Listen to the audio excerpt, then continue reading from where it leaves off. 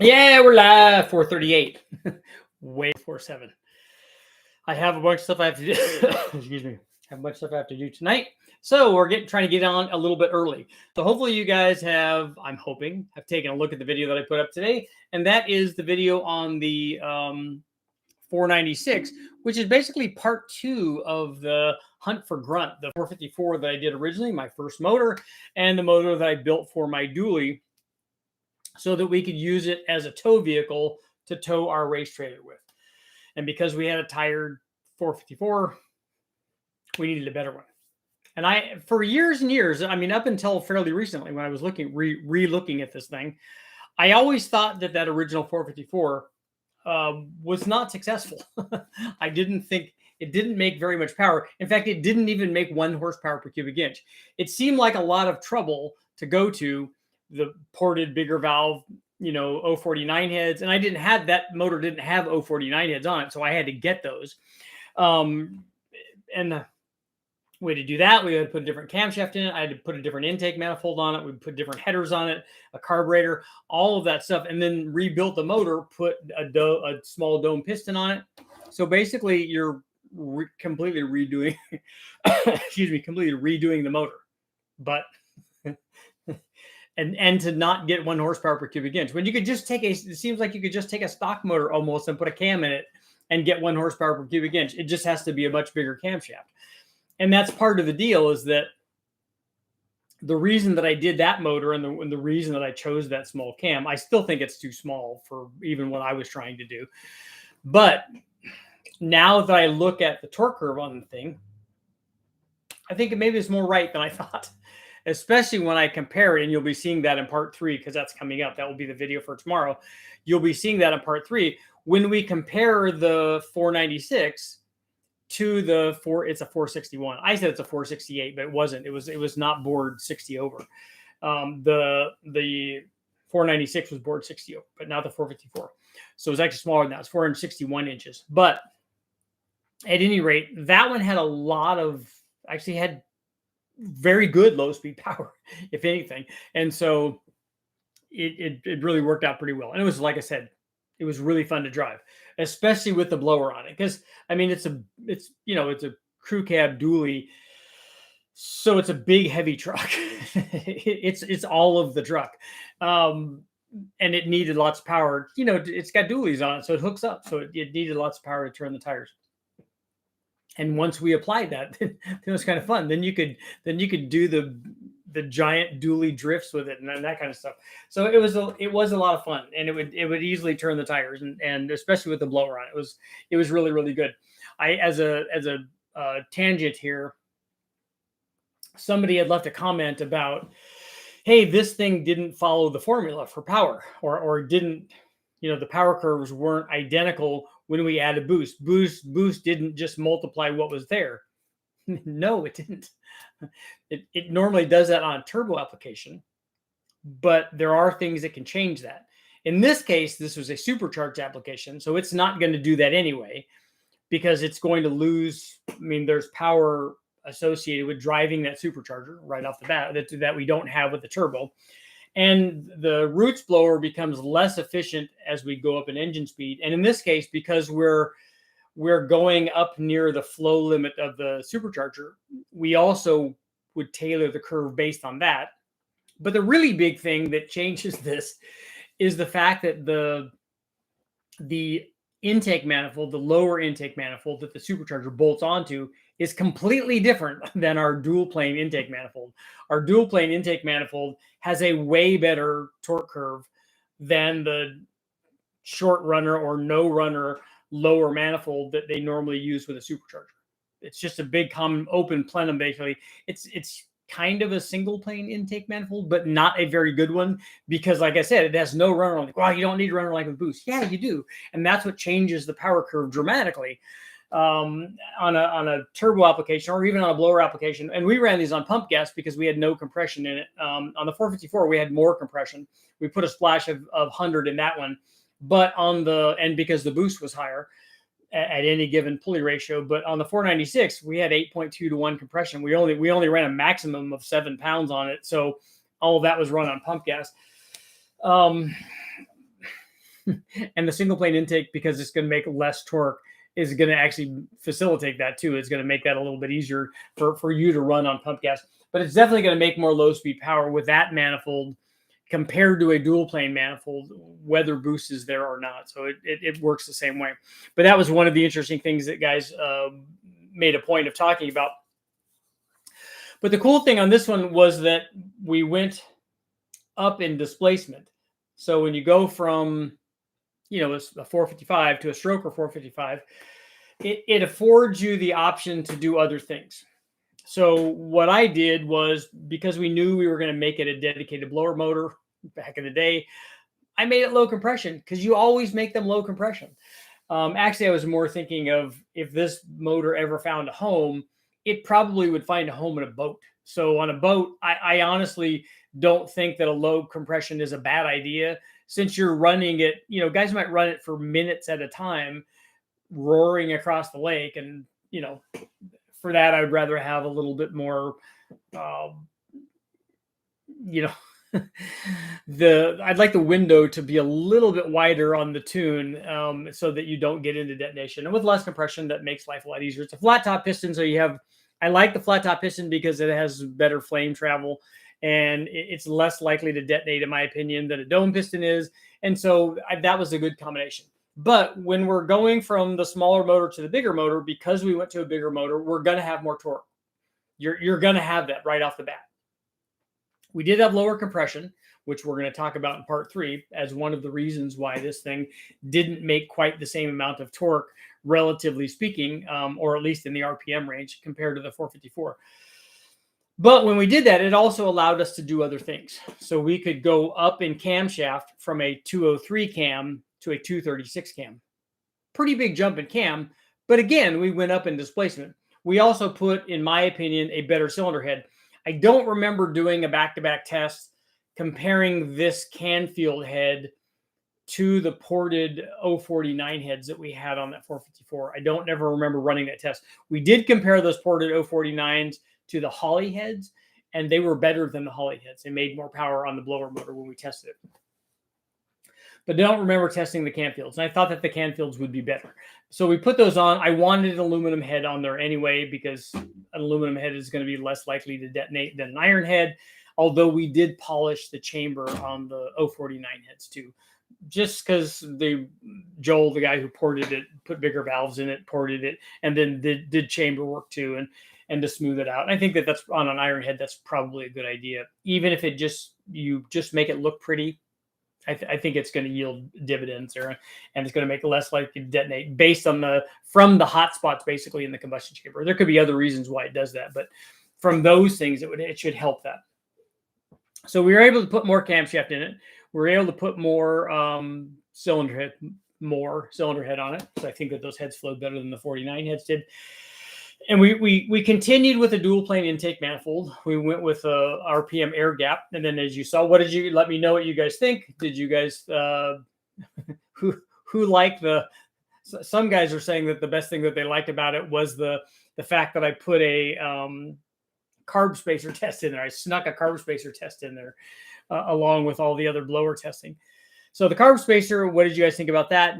How did that work out the way that you thought it did? When I described putting some sort of open spacer on a dual plane manifold, this is typically what happens. Now, the crossover point can be at different RPM ranges, depending on what the engine family is and the specific dual plane that you're talking about, and the specific spacer that you're talking about too.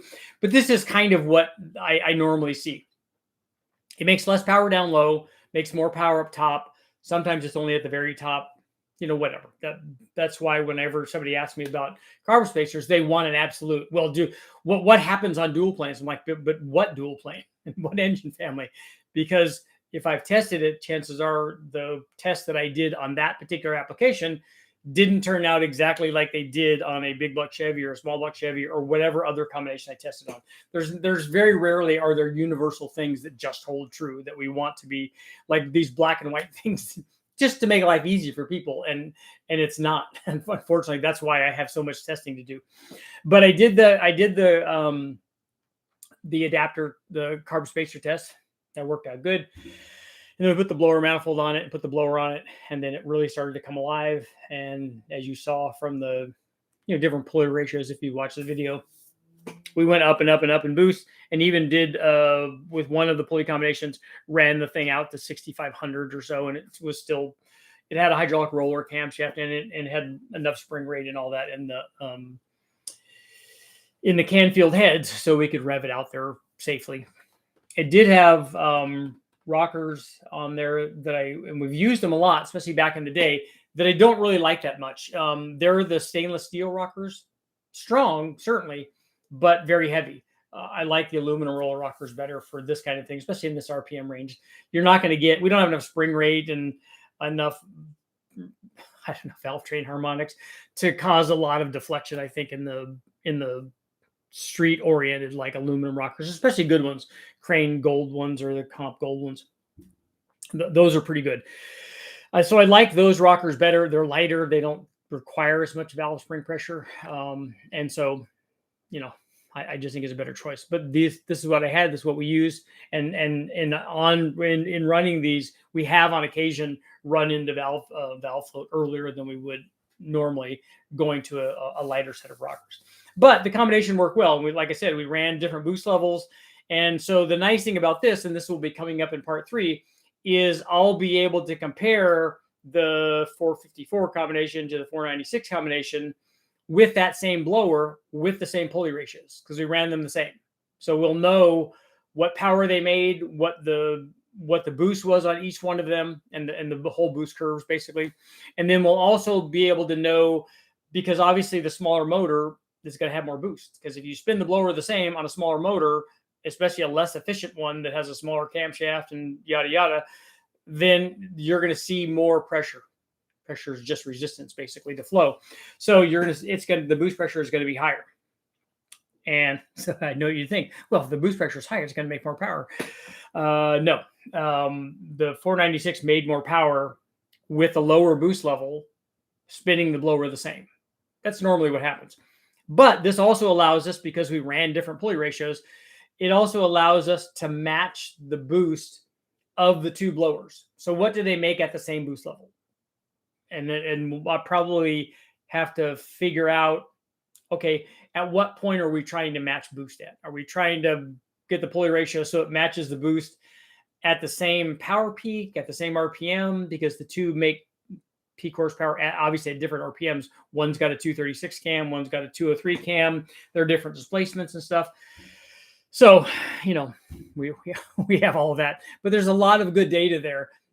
Because if you look at it, if you've extrapolated this, and this will be in part 3, but basically the NA for 496 made almost as much power as the 454 with the small blower on. So I kind of counted that as a win when we first started tuning especially after you put the carb spacer on there. I kind of wanted it to get to make the same power as the blower did with the smaller 454 or 461. So it didn't quite get it, but it was very, very close. So I was very, very happy with that. So let's see what you guys got going on. What we got going on. So we got to have a poll.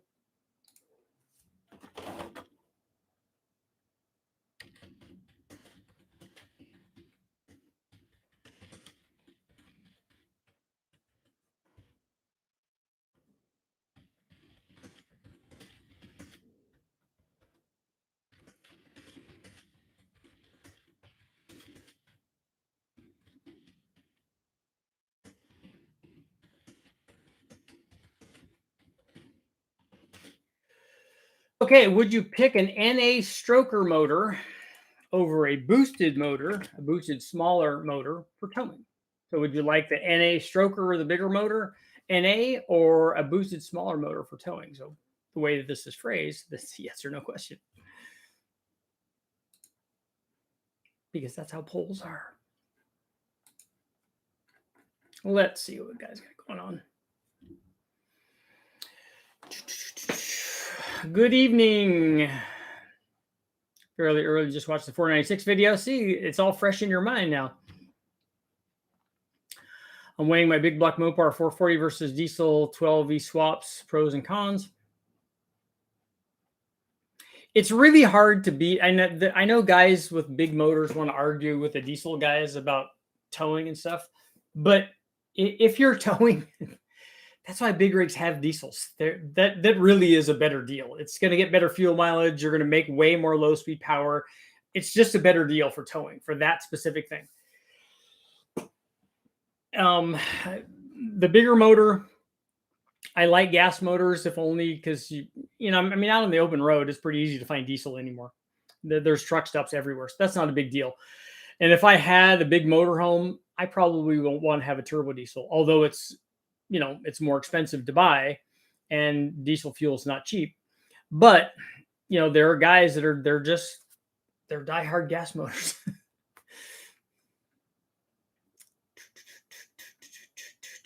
Crazy Live. Tim, I actually had pizza tonight, and it was pepperoni, just like you're showing there. Just got done fixing a Cat 3116 in a Kodiak. No idea what I was doing with the interrupt cells. That's a nice thing. There's a lot of information up there. Alan, you're up in Tahoe? Good. I used to live up there. I used to live in the Keys. What a treat. Early live chat. Yep, we're live. It's all the way live. I was ready to roll over and pass out. See? Now you got to stay up at least for a little while. It is out. It is nice out today. It's a little cooler today, a little windier, but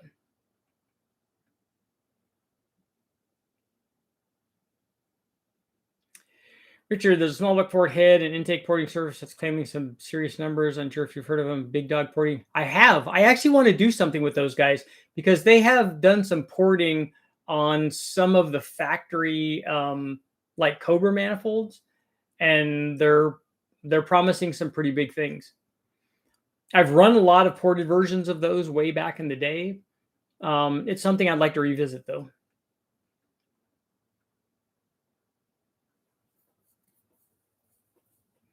$270 CFM from 351 truck intake manifold.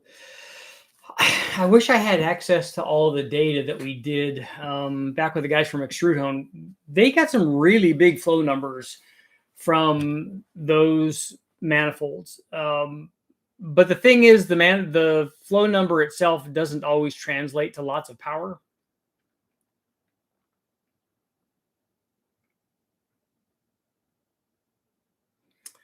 Sorry, trying to catch up. Are we talking about an 8.1 Vortex? No, we're not talking about the 8.1. We're talking about an old school 454 or 496.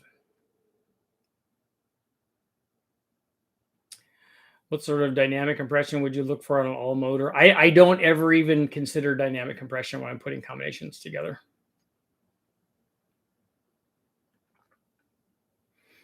I don't ever even calculate it. I mean, I know how, and we've done it before, but it's not something I look at when putting these motors together.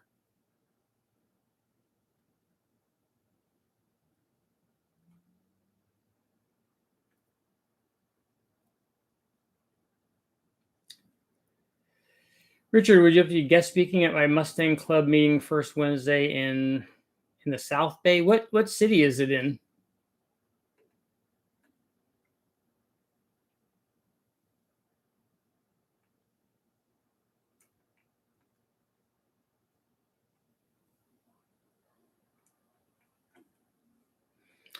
I've been trying to locate an intake for the Holly 174, specifically standard block hot. I don't know what that is. Oval port. Oh. I don't know what the standard block hot is. Is that supposed to be something else?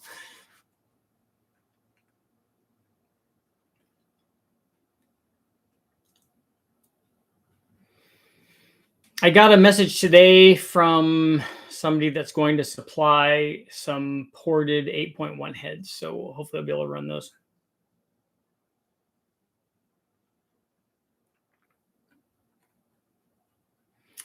LCXU. The dynamic compression that you're worried about is not the only thing that you should consider when you're talking about octane.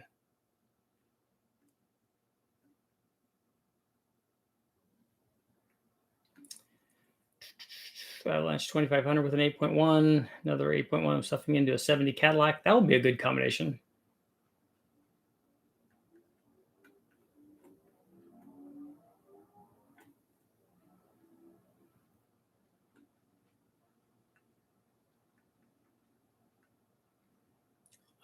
Staying. You're down in Torrance? I live in Northern California.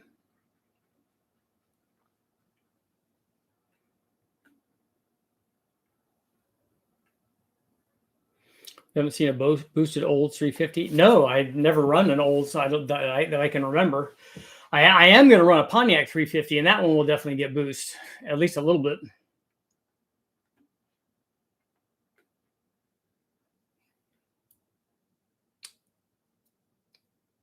The 98 over in Australia, it would be equivalent to the 93 here. That it's just pump gas.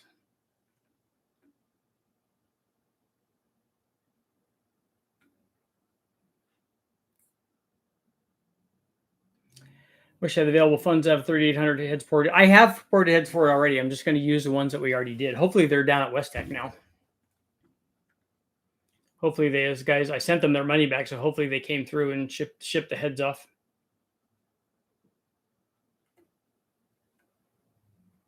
Oh, standard height block. Okay. Yeah, I don't have any of those blower manifolds, but doesn't the blower shop or Speedmaster might even have? I think that they may have a manifold for that for a big block.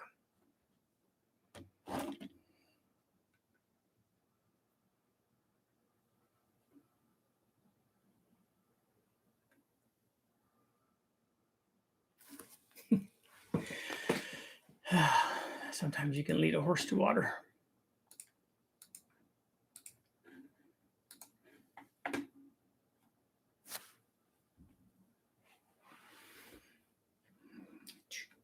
How's our poll doing? 69%. 69 would pick it's interesting. 69% would pick the NA stroker over the boosted smaller motor.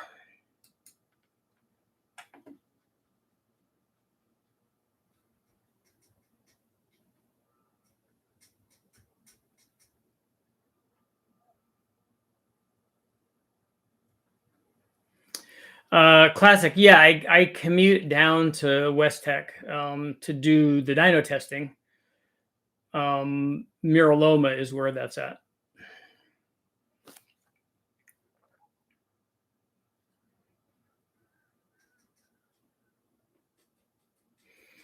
And I've been to Torrance many times because that's where I've been to see the guys over at Edelbrock when they were there.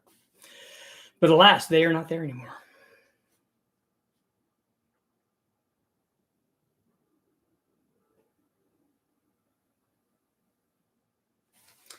An unblown big block over a blown small block.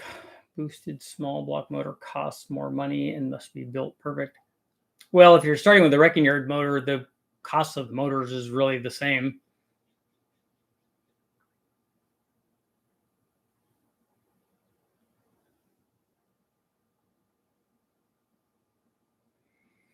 A blue collar, the 224 cam is just going to make less, but it will still work. And I don't know what you're trying to do. If you're trying to duplicate what we did and trying to get it to make that much power, you need a big camshaft in it because it doesn't have, it's on a 6-liter. It's got limited head flow on the 706 unless you do something to the 706 heads. That would be beneficial if you put bigger valves in them or ported them. You could definitely get more power.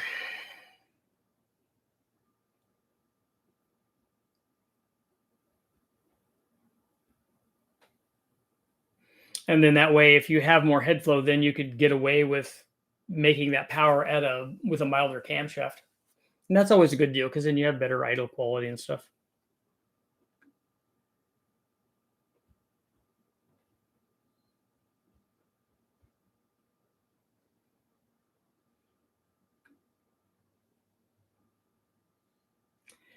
Any stray first Wednesday, you're here at Denny's in the Delmo Mall. That would be cool. I mean, I obviously like Mustang guys.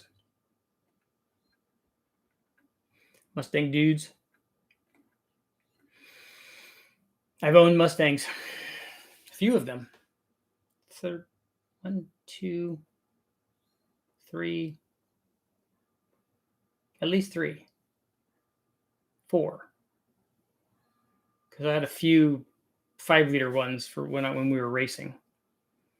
Some of them we cut up and threw away, which was unfortunate.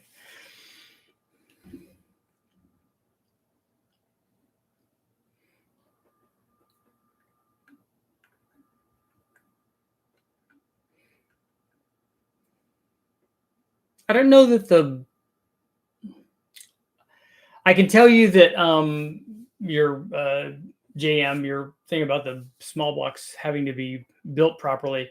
I can tell you that just putting the blower on our big block, it was not built properly. It wasn't even running properly. So you can put those blowers on stock or stockish motors. They don't have to be dedicated builds for that. I never even checked. We didn't check anything. I didn't check ring gap. I didn't do anything. We just put the blower on there and put the carburetor on there, and it ran. I put a little ignition deal, a boost timing retard, so I could take timing away, and we would do that just to get the thing to run right, or to hopefully not. I would turn it down when we or turn the numbers up so it'd take away more timing when we were going up hills.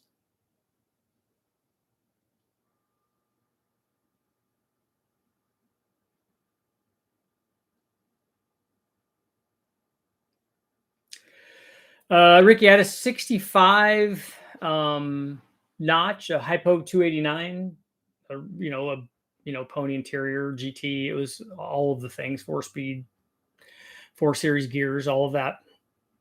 It was a numbers matching car. And then I still have my 88 5-liter LX, original owner for that. And then I had 2 other 5 liters. I don't even know. One of them I think was an 89. The other one was maybe an 87. It started out because they were just shells basically that were built into race cars.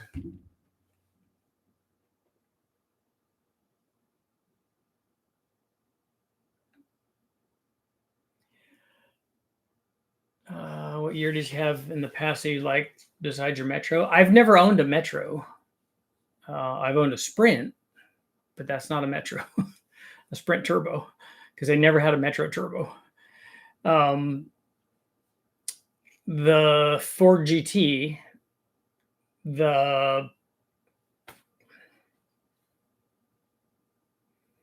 my first car, probably the Camaro, the split bumper car.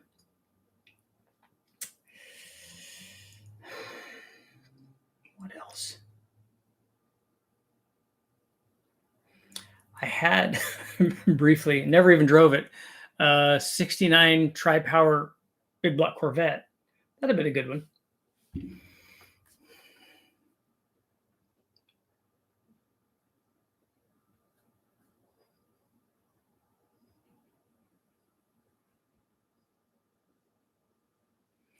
We had a 6-cylinder shop, tow truck with a Magnuson, of course, 456 gears, pulled a pound of boost out, and it ran well over 300,000, towed 75% of its life. Yeah, if the air, fuel, and timing are right, and you have the transmission for it and cooling, it works good. Yeah, I like the split bumper Camaros too.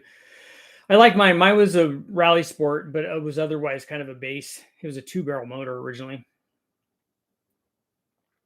65 Coupe Mustang was my first car. Nice. I used to give people a hard time about telling that real Mustangs have trunks. That's why I have my 88 is also a notch, which I like those better. But in this 65, 66 stuff, I do like the fastbacks better because I would want to make a Shelby clone out of it. You can fix a 2-barrel. I did. I put a 450 Economaster on I think an SP2P intake manifold on it. 4-barrel, make it fast.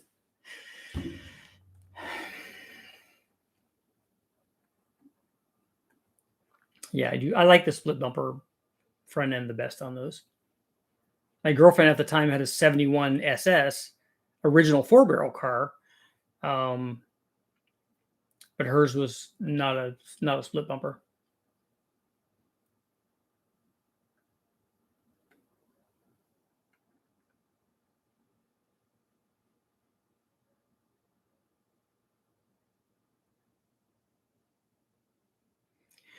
Not a split bumper.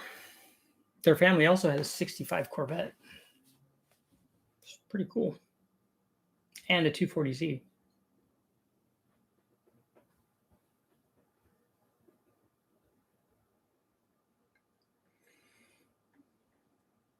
Where's our pole? Slip down a little bit, 67%. Think of the NA stroker. Over turbo. Is it true that notchbacks are lighter than hatchbacks? Yes, but not by a lot.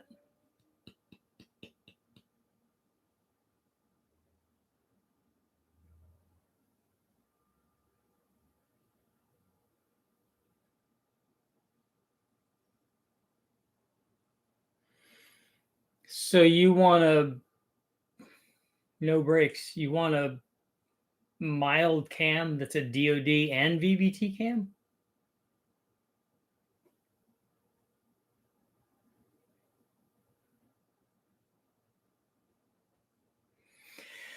I drove a 65 Stingray with a 350 horse 327 at the 4-speed. You know, I honestly don't ever remember asking her dad what. It was a small block car, but I don't remember what. I think it was, I mean, it was a 327, I'm sure, but I don't remember what power rating it was. Does a spread bore actually get better mileage than a square bore? I don't know. All the Quadrajet guys sure seem to think so.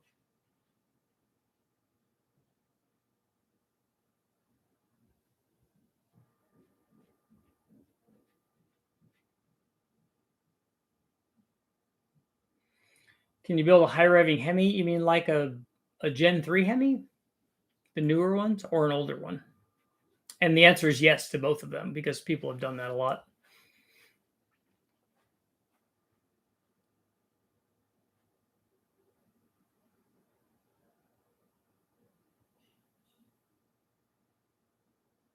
I would tend to think that the spread bore would be better.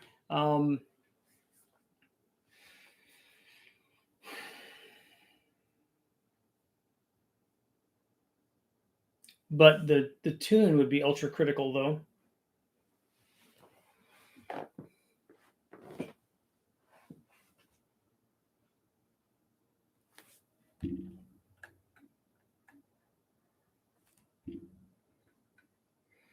So you want a pump gas, 1,000 horsepower, 20 mile per gallon, factory drivability. Okay.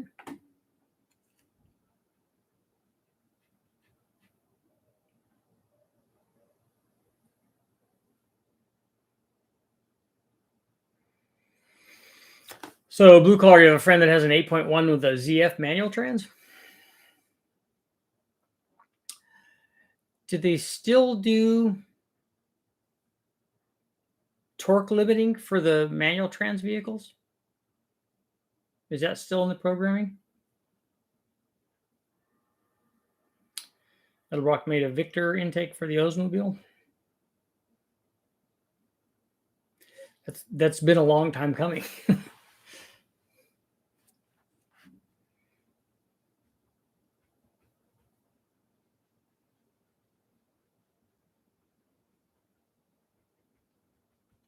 Blue collar, bet a ZZ383 would be a big step up over a 300 horse 327.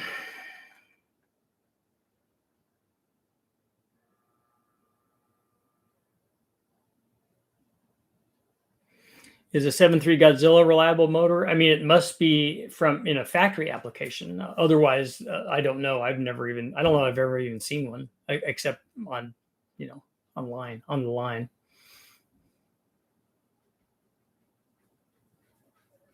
$600 for that intake manifold? Well, everything now is expensive. So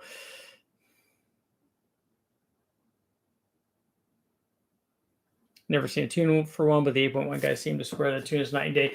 I would imagine, I don't know if that transmission has less concern for breakage than the automatics, like than the Allison, but they definitely torque manage the heck out of the automatic ones. I know that. Because those motors can make a lot of torque. Maybe the powertrain guys and the engine dyno guys need to get together and go. They show them the power curve. They're like, oh. And the transmission guys are like, oh no, that is not going to work. And then the warranty people step in and go, oh no, that's not going to work. You need to knock 100 foot-pounds out of that.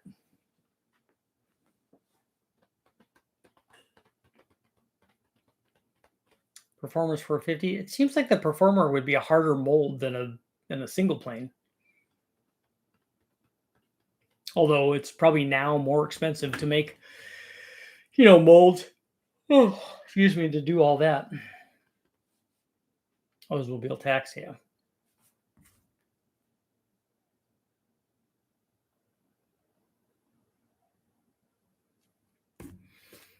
Got stuff going on. Is Oldsmobile tax like Mopar tax too? Or like AMC? Or the Richard just did a video on it tax?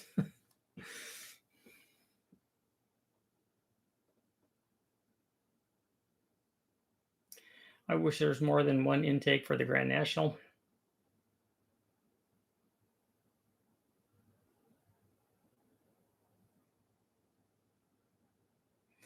Dizzy, I just had a 347 built that makes 442 foot-pounds of torque. That's good. Very happy with it. Yeah, that sounds like a good combination.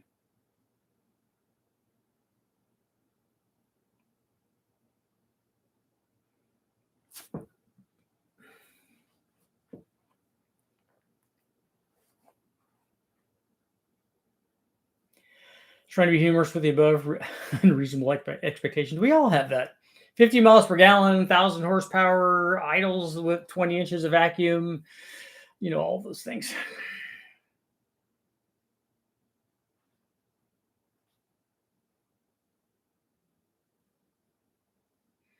You like running the 4160s in boats?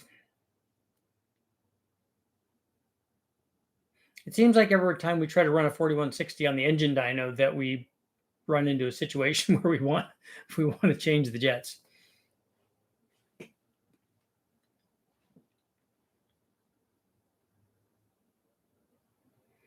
Champion is still in Palm Coast. So is it a custom intake that they do, or is it porting the stock one? I don't know that I've looked at a Grand National intake manifold up close. Why doesn't somebody do something better, why doesn't Holly do a Grand National Ram?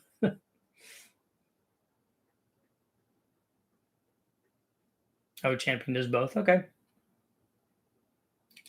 I mean, I remember having a conversation with Jim Bell way back, not too far back, but we were talking about Grand Nationals. He said, you'd be surprised how many Grand National things we still sell, like chips and stuff for them. I'm like, really? I said, hasn't every Grand National that was ever going to be modified, hasn't it already been modified? Haven't they all bought the stuff already?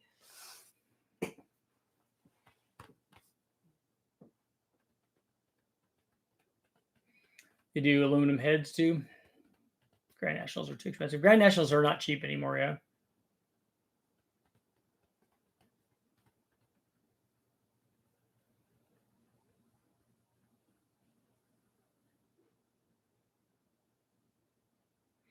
Grand Nationals are fun, even stock.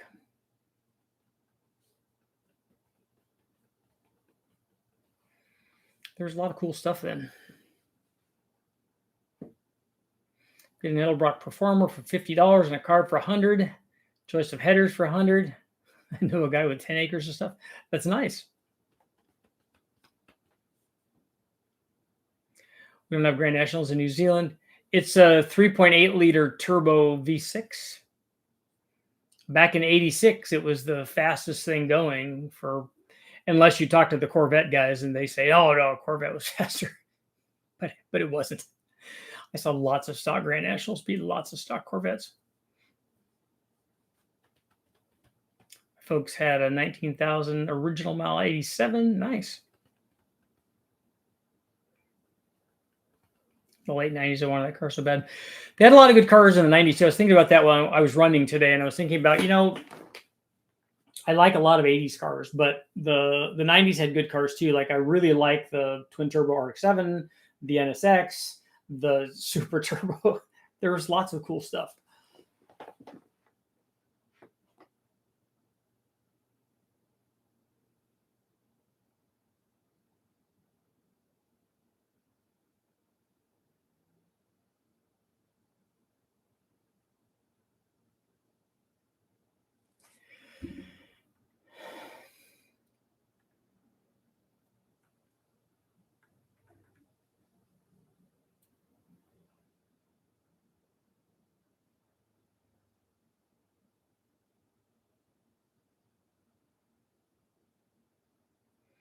Holden Commodores used to run 3.8 Buicks. I think that those are 3800 Series 2 motors, if I remember right.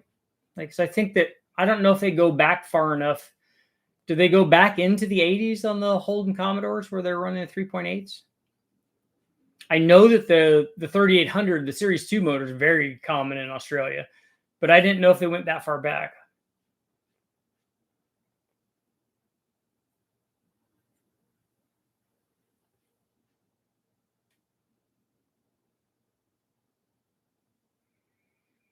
Yeah, 3800. That's what I thought. Lots of crazy 3800 builds with the supercharged stuff.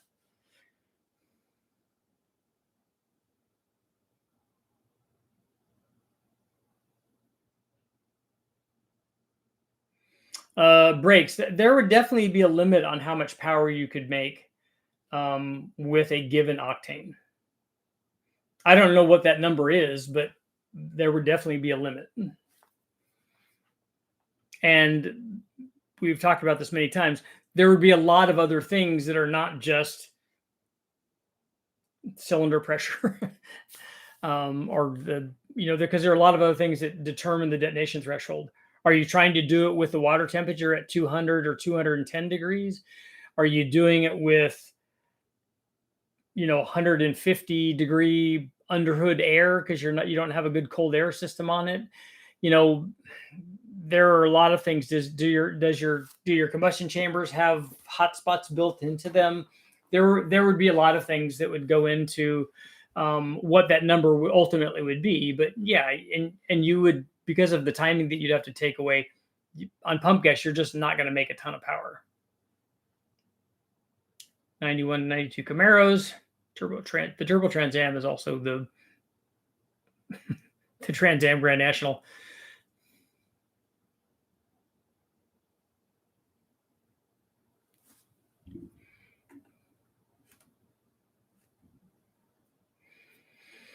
Can you run alcohol like meth injection? Yeah, if that's your question.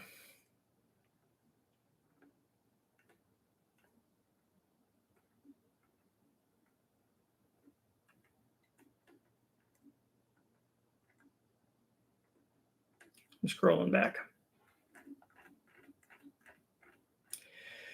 Scrolling.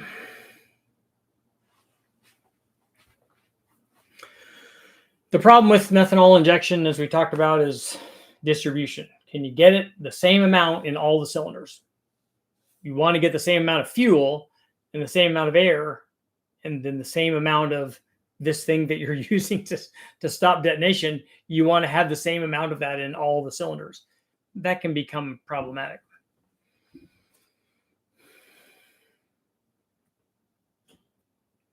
Just got a kit for my Grand National. Oh, methanol injection. Okay.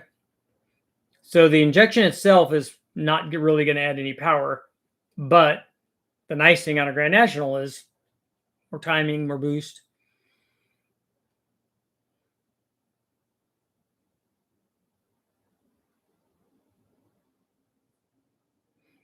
GN land, we have this thing called the power plate, which helps with the even distribution.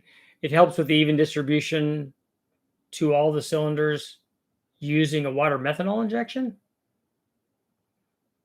I'd like to see what that does. I'd like to see what that is. Is it something that sandwiches between something else so that it directs spray into each cylinder?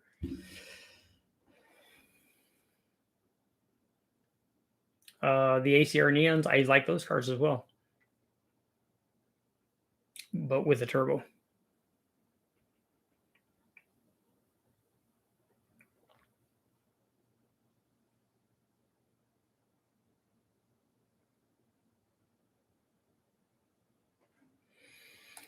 How is our poll doing? 66% saying yes. We're dropped another percentage point there.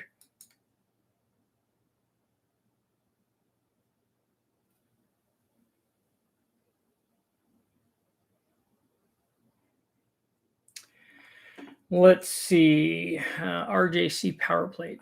We'll look that up.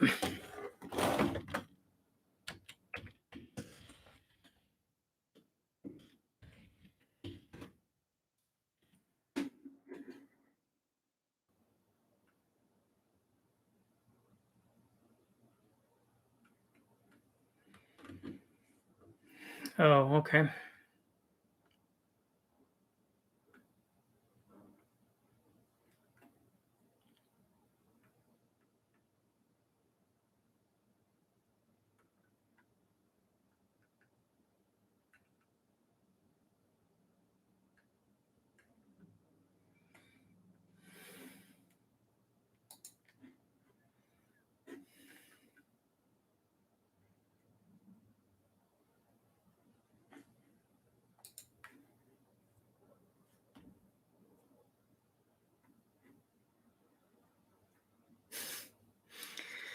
Passingly in a conversation with him a while ago, Kenny Detweiler and another guy in his shop. This is about the power plate. Said we take those things off and throw them away. When I ask about the power plate in general, obviously they don't have much faith in them. Perhaps their impression was from another model, not the RJC. Kenny's one of the gurus, and I respect him.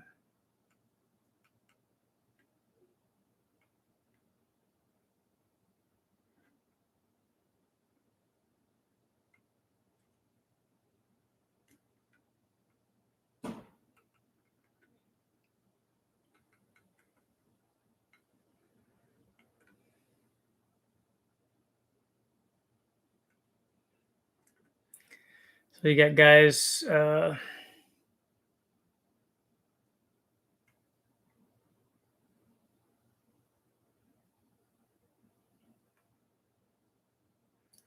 what I understand, its main purpose is to even out air pressure in all the cylinders, eliminating knock retard because of too much boost in the rear cylinders and allowing you to pump up the boost for a few pounds. Yes, that has been proven. Just so here's what I would want. I would want real data. If Kenny Detweiler told me that it didn't work, that's the guy that I would believe, as long as he's tested it. Kenny Detweiler has forgotten more about stuff than anybody in those forums will ever know. He's the real deal. But what I would want to see is I would like to see pressure taps on all the cylinders. On the lower part of the manifolds would probably be enough, or in the cylinder head. I'd like to see pressure taps there to see what the pressure, if the pressure is indeed equalized in all of those. And then I'd like to see 6 O2s. I'd like to see O2 sensors in all of the ports. I don't know what the stock exhaust manifolds look like on Grand Nationals. Maybe you'd have to do this with headers, but I'd like to see fuel distribution, because the injectors are going to spray the same amount of fuel. Short of having, if you don't, or if you aren't able to take pressure taps on all the cylinders, I'd like to see that. But if we see big variations in the O2 readings stock, and then if you don't do anything else and just put that plate on and then run it again, and then they even out, then you go, yeah, look, it's diverting air the way that it should. It's definitely going to be a restriction. I mean, looking at that plate, it covers a big percentage of the airflow going down into the lower part of the manifold. So I don't know.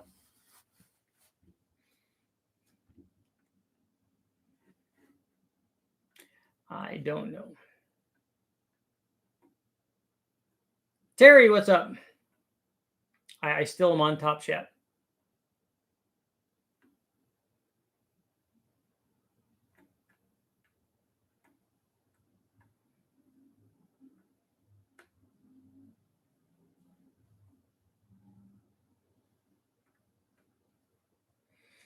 Turbo Central roll 230 at 50 with a 480 lift on my small block Chevy with a Performer intake and a 305 heads work well for driving around. That's not the cam that I would pick.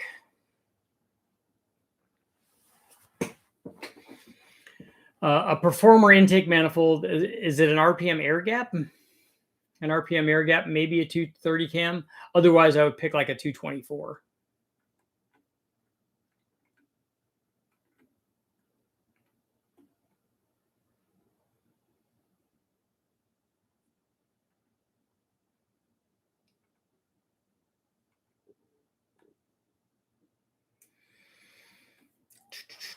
Fuel Tech C8 has nice water methanol injection. Yeah, if you can get the water methanol injection with individual ports and all the cylinders, that should work good.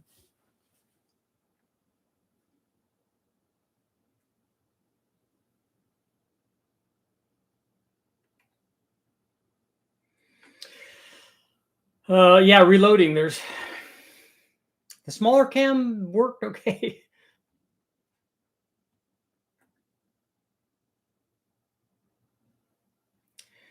I'm really hoping the 24-hour marathon happens. Will have to be done in 2 segments, and it's going to be actually done in 24 1-hour segments. Made so much horsepower and torque with that 496 Supercharge. I didn't ever get it running. I didn't ever run that in the truck. We only ran the 454 with the Supercharger on it. And like I said in the video, that our stock, well, the Turbo 400 had a shift kit in it or something, but that Turbo 400 wouldn't have liked 800 horsepower, 750 foot-pounds. It wouldn't have been a party to that. I can get an RPM air gap or single plane. He has 10 different intake manifolds. You're better off staying with a dual plane, unless you have gear in it or converter in it. I don't think you'll be as happy with a 350 and a 230 cam as you will be with a 350 and a 224 cam. I won't be streaming for 24 hours straight.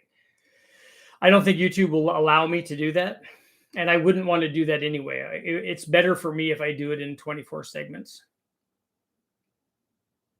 I'll just log off and log back on. But that will give you time. You know, we got to get snacks.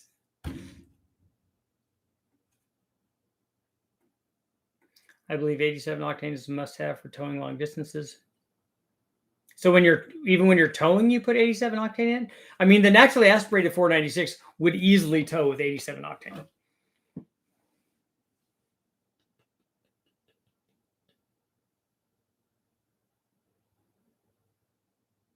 The Turbo 400 will take 800 stock. I don't think that that's the case. I don't think it will do that. I don't have the 396 heads back. I don't think I do. They may be down at Westec, but I don't think they are yet. They're done.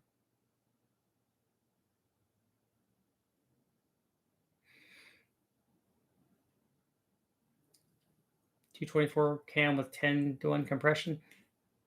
Is this a different motor now that we're talking about? I thought you're just going to do 24 days straight. We've done that many, many times. I'm doing 24 hours in a row, but it will be 24-hour, 1-hour segments, just because that's the way that I have to do it for YouTube.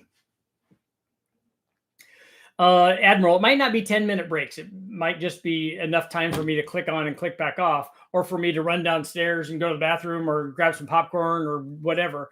I'm going to try to prep all that stuff ahead of time, but we got to get beverages. We got to get snacks. We got to get popcorn.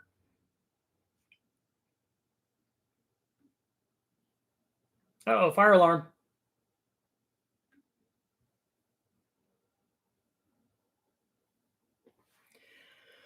$212 cam, peanut ports, 9.5-to-1, 430 horsepower, 560 foot-pounds. That's good.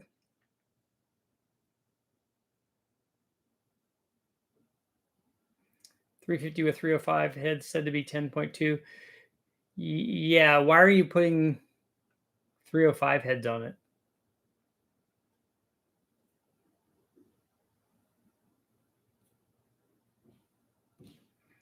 BNR, your 454 likes 93 octane. It has torque limiting on that. Is that in a stock vehicle or something? That one has higher compression higher than 8-to-1. That's low 9s, I think, 9.2 or 9.3. And I don't know that I know that combustion chamber doesn't like very much timing. It doesn't need very much timing. Oh, it came with 305 heads? I think we need like 5 minutes every hour, and like every 4 hours, give a 15-minute break. Well, you can take all the breaks that you want. I'll just be here doing stuff. I may be walking around the room. I may be taking a nap, whatever, but I'll be doing stuff. I have all of my, I'm getting my plan all laid out here. And speaking of that, my fan. I only have one.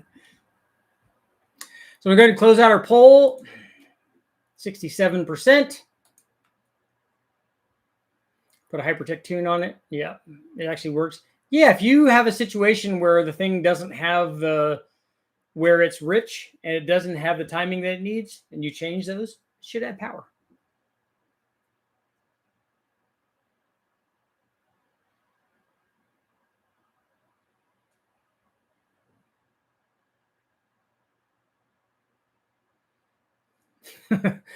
Well, Admiral, there's not going to be any sleep, so the sleep schedule is being thrown out the window.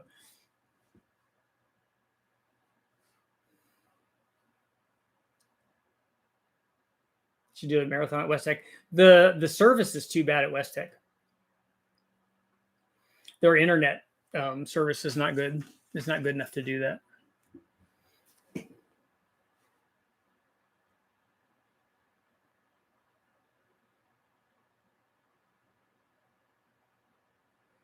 Otherwise, that would be good.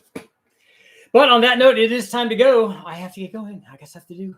My son is trying out to have tryouts, or yeah, for soccer. So for a different team, so it'll be exciting. We'll see what happens. Andrew, yours will be the last question. Have you ever broke a cast crank? No, I've never broken a cast crank on anything. Not a small block, not a big block, not an import, although most of those are steel. Not in anything. Not at any power level, even over 1,500 horsepower on the LS stuff. I've not broken any of them. But on that note, it's time to go, and I'll see you guys all tomorrow with part 3, and then we'll be back doing live feed stuff.